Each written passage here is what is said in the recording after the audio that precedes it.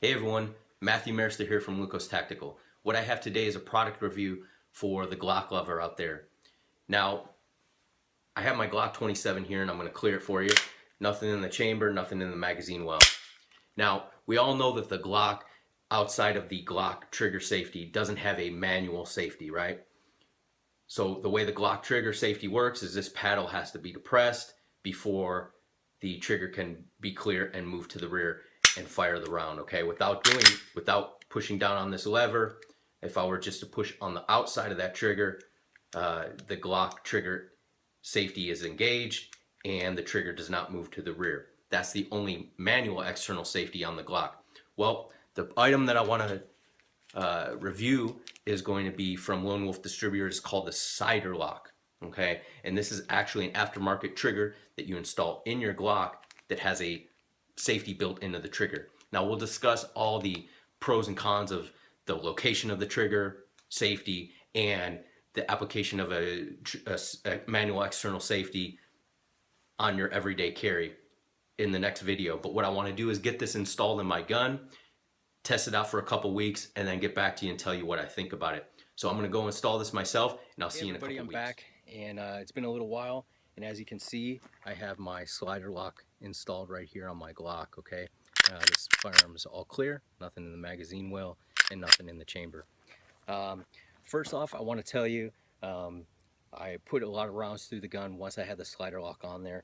The gun functions exactly the same as it did before the slider lock. So installing the aftermarket trigger did not change the trigger pull, didn't bind up, didn't cause any grittiness or anything like that. So as far as function wise, it felt exactly the same as my stock factory trigger.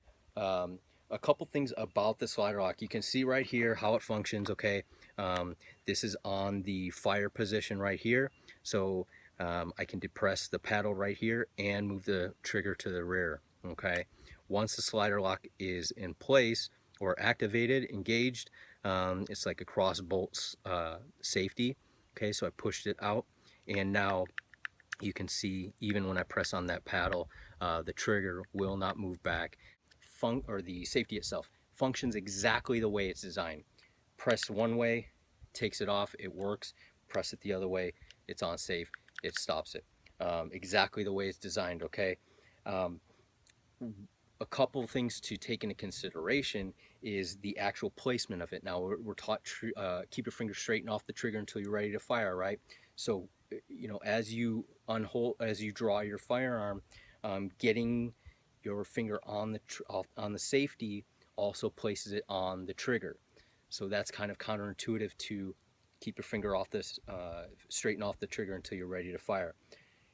Now, if you can train yourself as part of your draw to, once you clear your holster and you orient the gun downrange towards the threat, you press on that safety, then, you know, so be it, and that would kind of clear up any issue with you muzzling yourself with your finger on the safety back here, or on the safety and the trigger at the same time. So that's kind of an issue, okay, with me for your everyday carry gun. Having a slider lock installed for your everyday carry gun kind of causes you to have this finger on the trigger, okay? That's the only way to get it off safe. Another thing is the button is very small, so that fine motor skill that, you know, kind of goes out the window when you're under stress. It might cause you a problem or be more difficult to hit such a small button in a stressful situation to sweep that off safety, okay? Most of your external safeties are big levers that, you know, you can sweep off with your finger using a gross motor skill rather than a small fine motor skill required to press this button. However, pressing the button is not difficult. You don't have to use any backwards force on the trigger to do that. In fact, you can actually push forward on the trigger to sweep it off.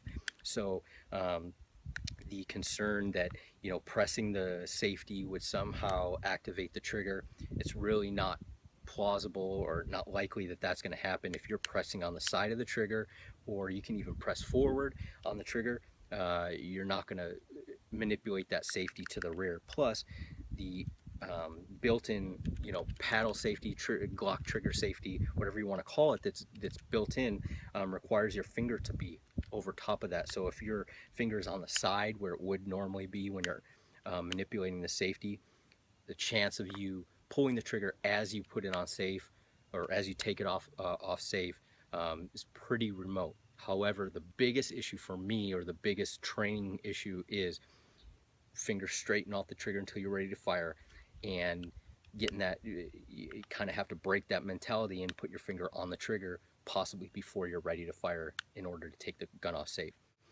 That being said, it's completely a great product in its design and its function for what it's worth, or for its application. Okay, if you're going to have a Glock pistol that you're going to take to the range, or that you even have in your house for personal or home protection, it would be a great idea to have it. It gives you one more layer of safety, external safety. If you have it, at home, maybe you have a kid in the house or something like that.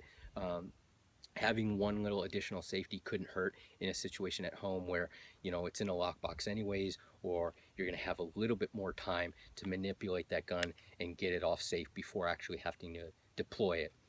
But as far as an everyday carry gun where you're having to draw the firearm, take it off safe, and engage a threat in 1 second, 2 seconds, something like that, I think it's a little bit the training required to do that safely and consistently is going to be pretty great. And for the average person who is not going to train as much, probably a little bit more difficult. It took about 10 minutes for me to replace the Glock trigger with the SiderLock, so not very difficult at all. Didn't take any special tools or anything like that other than the punch that came with it, so I didn't have to go out and buy anything to change that out. So very easy to change it out. So there you have it. That's the SiderLock from Lone Wolf Distributors. Now you can put a external manual safety on your Glock without any modification to the frame or anything else on your firearm. Just swap out the trigger, and then if you don't like it, you can swap back to the old trigger.